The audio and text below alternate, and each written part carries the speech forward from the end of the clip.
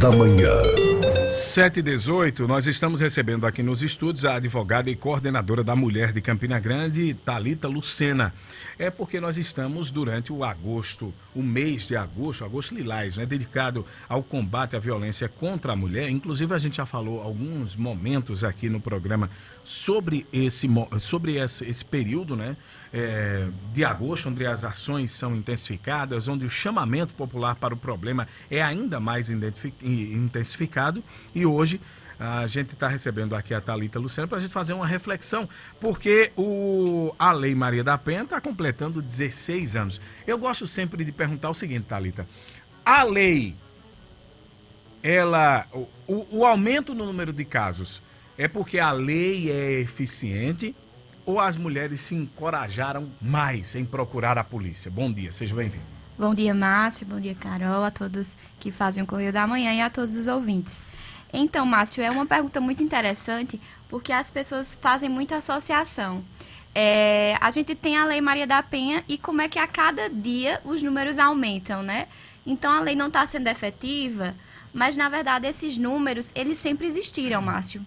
Eles só não eram notificados. As mulheres, no caso, elas só não tinham coragem de denunciar. Esses números sempre existiram. Então, quando a gente fala de Lei Maria da Penha, quando a gente fala em números altos, esses números sempre existiram, mas agora elas podem denunciar porque existe uma legislação recente. A Lei Maria da Penha é de 2006, né? Então ela só tem 16 anos, uma lei extremamente recente, e as mulheres agora têm a coragem, têm munição para denunciar e para procurar ajuda, né?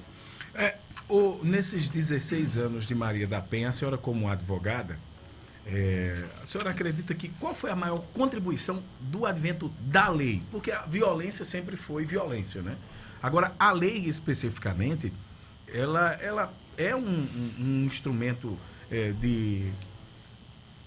podemos dizer assim, de enfrentamento, uma forma mais efetiva de enfrentar a violência, porque hoje todo mundo que fala em violência da mulher, que cita Maria da Penha, sabe que são punições mais severas, que a lei não brinca, que o cidadão vai para a cadeia e vai cumprir a pena. Exatamente.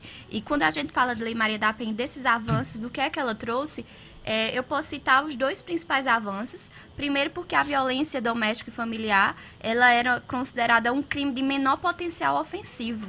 Antes da Lei Maria da Penha, né? Antes de 2006, era um crime de menor potencial ofensivo, onde a punição era transação penal, ou seja, o réu, ele poderia fazer um acordo com o Ministério Público e não cumprir a pena, eles fariam um acordo ou medidas restritivas de direito, e aí ele depois da Lei Maria da Penha, deixa de ser um delito de menor potencial ofensivo e passa a ser um crime que não é mais julgado pelo juizado especial, e também a medida protetiva, né? Quando a gente fala em medida protetiva, a Lei Maria da Penha trouxe a primeira medida protetiva de urgência, quando a mulher ela se sente em uma situação de medo, de constrangimento, de receio de sair de casa, e ela pode ir a uma delegacia de polícia e pedir ajuda. Não precisa nem de um advogado para que ela peça a medida protetiva e também não precisa nem da agressão física em si. Então, esses foram as duas principais modificações. Mas aí, quando a gente vai na linha do tempo, a gente teve a lei do feminicídio, a gente tem o crime de importunação sexual, que é agora de 2018, a gente tem... Em 2019, a mulher vítima de violência doméstica passa a ter prioridade no divórcio. A gente tem uma série de crimes que foram após a Lei Maria da Penha, porque as pessoas se atentaram a essas violências que existem contra a mulher, né? A gente tem o crime de stalker recente, a violência psicológica foi inserida no Código Penal, então a gente tem uma série de avanços legislativos após a Lei Maria da Penha, né? A Lei Maria da Penha ela passa a ser um marco, está entre as 3 melhores leis de combate à violência contra a mulher do mundo. Thalita, no que diz respeito ao ecossistema paraibano, campinense, essa nossa realidade, tem alguma característica específica que você visualiza nesse seu trabalho, tanto como advogado e agora como coordenador da mulher, o perfil da violência no interior do Nordeste é diferente do resto do país? É diferente, Márcio, devido à nossa cultura, né? A gente tem uma cultura muito ainda machista, sobretudo aqui no interior do Nordeste. Então, quando a gente fala de violência, ainda existe de violência contra a mulher aqui, sobretudo no interior, ainda existe aquele sentimento de posse da mulher. A mulher ainda ela é como se ela existisse para cumprir uma função social, que seria procriar e cuidar do lar. Então, os casos de violência, eles são mais diferenciados. Diferenciados que eu digo em relação ao agressor, em relação ao ambiente familiar, porque violência contra a mulher é a mesma em qualquer lugar do Brasil e do mundo, né? Então, existe essa questão de diferença devido à nossa cultura. A nossa aquele cabra macho, sabe? O homem é o dono, o provedor da casa, e a mulher está ali para cumprir sua função social, vamos procriar, cuidar do lar. Então, existe toda essa questão cultural que a gente analisa e nota essa diferença. Eu fico impressionado porque de vez em quando a gente é surpreendido com casos absurdos. Recentemente, uma moça aqui em João Pessoa, região metropolitana de João Pessoa, a mulher vivia em cárcere privado do marido mais de 10 anos, até para sair de casa tinha que pedir autorização para o marido. Ele saía para trabalhar, deixava ela fechada como assim, eu não vou dizer nenhum bicho, porque nenhum bicho hoje a gente trata assim, né, gente? E aquele caso do Rio de Janeiro, que era a mulher ficava, os filhos amarrados, lembra daquela história do Rio de Janeiro que foi? Pois é, então assim, é triste a gente saber, porque assim, a violência não é só o ato da agressão física, tem outros tipos de violência, a psicológica, né, a patrimonial, né? Exato, a gente tem 5 tipos de violência, né? A física, que são as agressões, a violência psicológica, quando o homem tenta diminuir a mulher, a moral, quando ele afeta sua honra, a patrimonial e a sexual. Então, são 5 tipos de violência contra a mulher e muitas vezes as pessoas não sabem, Carlos. As pessoas resumem a violência contra a mulher à violência física, quando na verdade existem 5 tipos, e a violência psicológica. Muitas vezes a mulher está nessa situação de violência e nem sabe. Ela nem sabe, ela está numa situação de violência psicológica grande, severa, ela nem sabe que aquilo é um tipo de violência contra a mulher e que é punível. Então, são 5 tipos de violência que precisam ser analisados, precisam ser informados, e é por isso que uma rádio como essa, pegar uma audiência como essa para a gente tratar desse tema é tão importante, porque a gente leva informação e senso crítico para as pessoas, né? O boletim que a gente até tinha hoje de manhã já, o cara chega em casa bêbado, querendo bater na mulher. Quer dizer, a mulher só vai registrar quando é a violência física. A psicológica, ninguém vai numa central de polícia fazer um registro, Exato, né? Exato, porque tem aquele desconhecimento. Às vezes não sabe o que é em si a violência psicológica. Às vezes não conhecem da legislação. Por isso que é tão importante, e eu falo sempre, falar sobre violência doméstica nunca é demais. Sempre a gente tem o que aprender, sempre a gente tem um pouco mais de informação para passar. E essa é a questão do conhecimento mesmo. É por isso que a gente trabalha tanto com essa divulgação, né, da lei e dos crimes em si. Porque tem gente que nem sabe, né? Às vezes sofre um tipo de violência e nem sabe, como você destacou, né? Exatamente, exatamente. Olha, por telefone, nós estamos também com a psicóloga Joseilma Ramalho, que é psicóloga e também é especialista nessa área, acompanha, trabalha com mulheres vítimas de violência doméstica, familiar.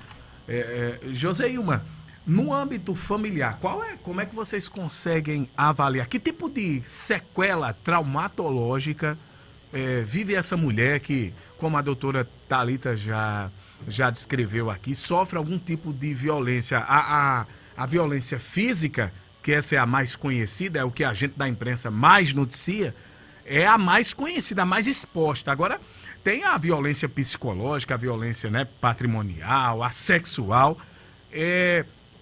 Como é que essa vítima, como é que a senhora avalia a realidade dessas vítimas? Elas ficam sequeladas para sempre? Tem uma dificuldade de deixar às vezes a mulher tem dificuldade de deixar a família porque tem medo do preconceito da própria família, vai ficar solteira, vai deixar o marido. Tem isso mesmo, doutora Joseilma? Bom dia. Bom dia, Márcio. Bom dia, Carlos. Bom dia, minha amiga que está aí nos representando. Olha, é uma complexidade falar sobre essa questão da violência psicológica, né? Dentre as outras violências que já foram muito bem expostas, aonde pode-se denotar e ser visível a violência, a psicológica é implícita, né? É a subjetividade, é a que fica marcada, perpassada por todas as violências, essa é a que marca. E o que acontece muito nos casos é que a marca, ela não é perceptível. Ela, de uma certa forma, ela fica normatizada. E quando falamos dessa questão da violência de gênero, não estamos só nos referindo ao marido, ao cônjuge. Nós temos relatos e pesquisas de violências de próprios familiares, de irmãos, de tios, de outros parentes que infligem a violência no ambiente familiar, no gênero feminino.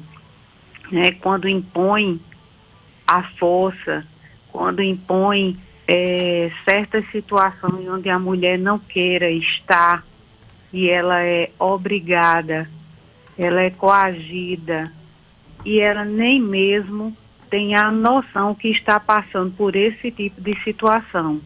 Simplesmente vive nesse cárcere emocional, nesse cárcere mental. O que muitas pessoas que podem estar nos escutando agora não têm noção que vive num cárcere privado, emocional e não ter essa percepção. É comum, Joselma, as mulheres buscarem esse apoio ou só depois, quando a coisa já está muito grave, que elas buscam um apoio de um profissional para tratar esse lado psicológico? Olha, o último caso de violência, quando se diz psicológica, é que vem ser denotado. Tem que ter as outras, acontecer algum boom, alguma situação, alguma reação, para que a própria mulher perceba-se, enxergue-se, que há muito tempo ela já vinha superando, ela já vinha tolerando esse abuso e perceber que era abusada.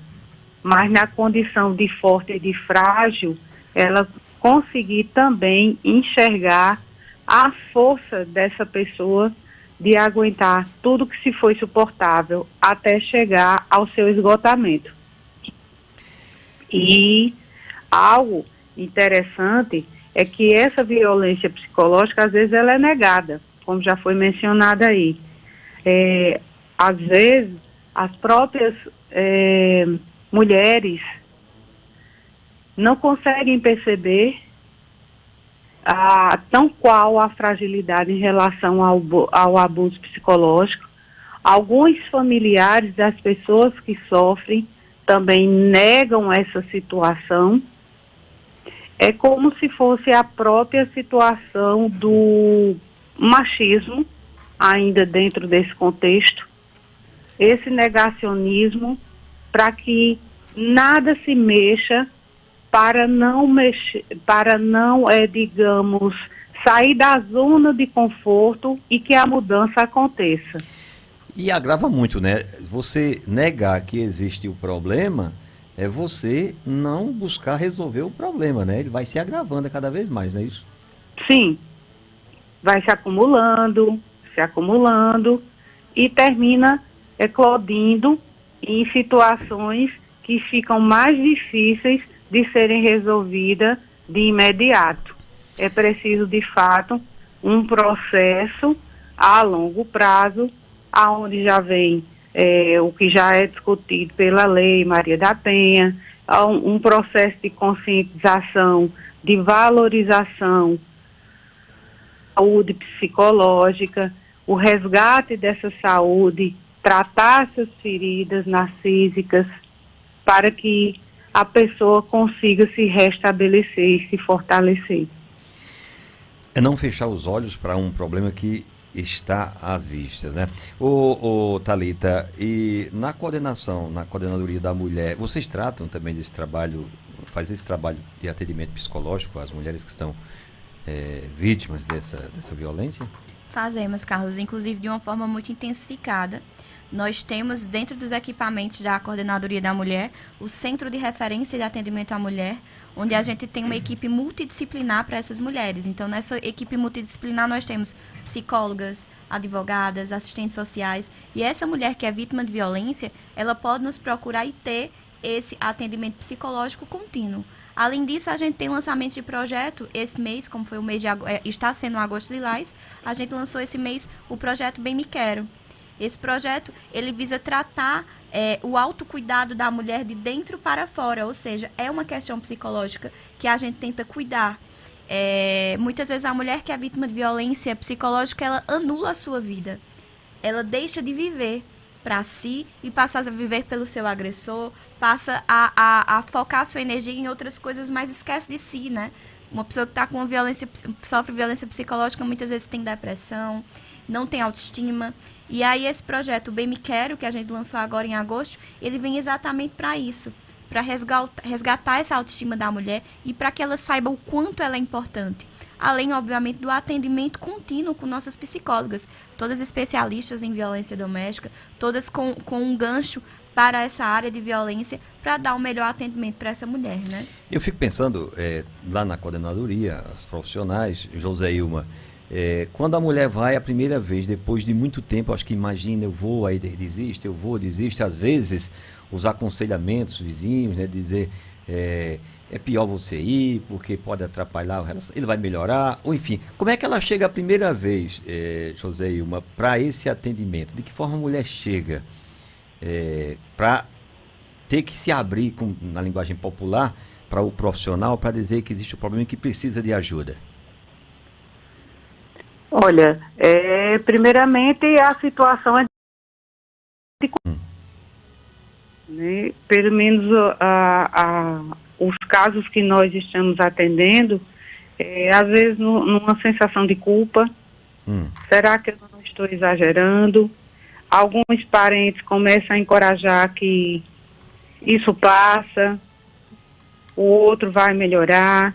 Tem outra situação interessante que é preciso ser discutido, que é a questão do nível de consciência de cada vítima, né? Quanto mais consciência intelectual se tem, mais se nega, o medo de se expor. Isso, será que não vai ser mais constrangimento ainda para mim? Eu nessa situação, a que ponto cheguei? Será que precisaria chegar a esse ponto?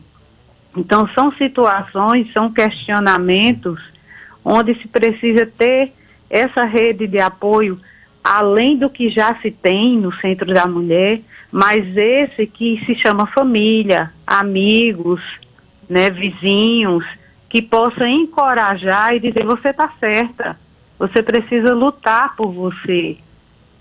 É sua subjetividade, é sua vida. É você que tem que lutar por ela. É verdade. Joséilma, obrigado pela participação conosco, trazendo aqui essas informações, orientações importantes. Por exemplo, uma mulher que de repente está ouvindo a gente, está passando por esse momento, né? Para que ela possa buscar ajuda. Thalita, como é que as mulheres fazem para buscar ajuda lá na Coordenadoria da Mulher? Na Coordenadoria da Mulher, nós ficamos na rua Capitão Alves de Lira, na Prata, número 295. Então, basta essa mulher ir pessoalmente, seja por ligação, eu anotei aqui o telefone da Coordenadoria da Mulher, para que ela tenha esse atendimento, né? Carlos, é importante, inclusive, ressaltar que diante de tudo isso que a gente fala, de violência contra a mulher, de procurar ajuda, a Prefeitura Municipal de Campina Grande tem trabalhado de forma muito intensa nesse tema agora em agosto, né, no mês de agosto lilás. Então, nós estamos com um coordenador itinerante, onde a gente leva os serviços da coordenadoria para mais perto dos bairros. Estivemos no Distrito de Galante, vamos para São José da Mata. Nós temos oficinas com rodas de conversa para tratar do tema. Temos o Qualifica Mulher. Uma mulher, quando ela é qualificada profissionalmente e estuda para ter uma independência financeiramente, dificilmente ela se coloca numa situação de violência ou continua numa situação de violência.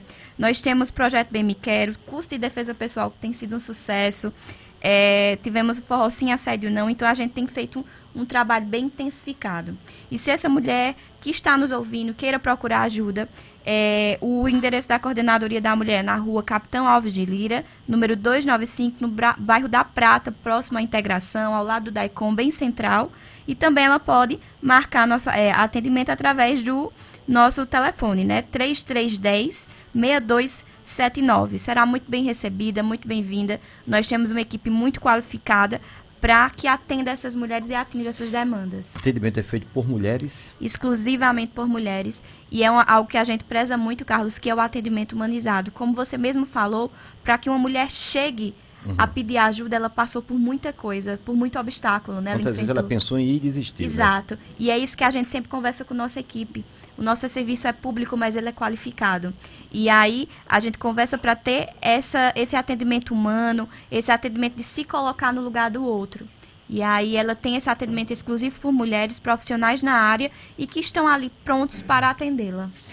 Conversamos com Joseilma Ramalho, que é psicóloga, trazendo essas orientações importantes, e também com a Thalita Lucena, que é advogada e coordenadora da Coordenadoria da Mulher aqui em Campina Grande. Obrigado às duas, obrigado Joseilma, obrigado Thalita, por trazer esse tema que é importante não só nesse mês de agosto, mas todos os dias do ano, todos os meses do ano. Exatamente. Muito obrigada, Carlos, Carol, ao convite. Parabenizo esse espaço que foi aberto aqui. Eu digo muito que o conhecimento ele tem o poder de transformar vidas e a informação gera senso crítico. Então, quando a gente abre um espaço de audiência desse para falar sobre esse tema tão importante, a gente impacta vidas. Muito obrigada a todos e tenham um bom dia.